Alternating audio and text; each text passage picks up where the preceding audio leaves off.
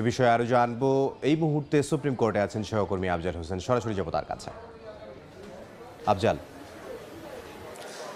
আধা ঘন্টা বিরতির পর 12টা থেকে আবারও যে অরফানেজ ট্রাস্ট দুর্নীতি মামলা থেকে খালাস চেয়ে বিএনপি চেয়ারপারসন বেগম খালেদা জিয়ার যে আপিল, সেই আপিলের শুনানি শুরু হয়েছে এবং বেগম জিয়ার আইনজীবীরা যুক্তিতর্ক উপস্থাপন করছেন। তারা যেটি বলার চেষ্টা করছেন যে বেআইনিভাবে 2018 সালের 8 ফেব্রুয়ারি জিয়া অরফানেজ ট্রাস্ট মামলায় বেগম খালেদা জিয়াকে 5 বছরের সাজা দেওয়া হয়, যদিও তার সম্পর্কিত যে অভিযোগ সেটি কোনোভাবেই প্রমাণিত হয়নি। এরপরও বিচারক তাকে 5 বছরের সাজা দেন এবং এরপরে নজিরবিহীনভাবে দুদকের আবেদনের প্রেক্ষিতে হাইকোর্ট আরও 5 বছর সাজা বাড়িয়েছিল, যেটি অবৈধ হয়েছে।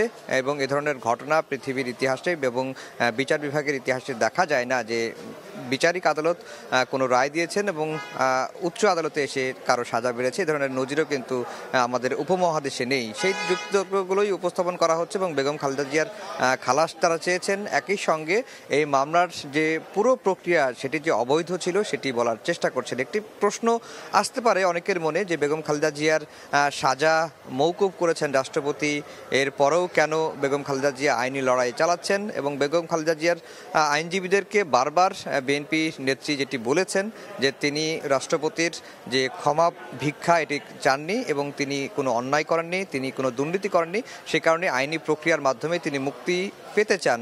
সেই কারণেই মূলত আইনি লড়াইটি বেগম খালেদা জিয়ার আইনজীবীরা চালিয়ে আসছেন। এবং 5 আগস্টের রাজনৈতিক পট পরিবর্তনের পর প্রথমে হাইকোর্টে জিয়া চ্যারিটেবল ট্রাস্ট দুর্নীতি মামলায় বেগম খালেদা জিয়া সাজা বাতিল হয়ে যায় বা বেগম খালেদা জিয়া খালাস পান। এরপর মূল যে মামলা জিয়া অরফানেজ ট্রাস্ট মামলায় রায়ের বিরুদ্ধে আপিল করেন এবং প্রথমে লিভ টু আপিলটি শুনানির জন্য মঞ্জুর করেন দেশের সর্বোচ্চ আদালত। এরপরে মূল যে আপিল অর্থাৎ নিয়মিত আপিল, সেই আপিলের শুনানি শুরু হয় এবং গতকালকে শুনানি হয়েছে। আজকে শুনানি শেষ হওয়ার কথা রয়েছে, হয়তো শুনানি শেষ হলে রায় দিবেন দেশের সর্বোচ্চ আদালত। এই ছিল সুপ্রিম কোর্ট থেকে আমার কাছে সবশেষ খবর।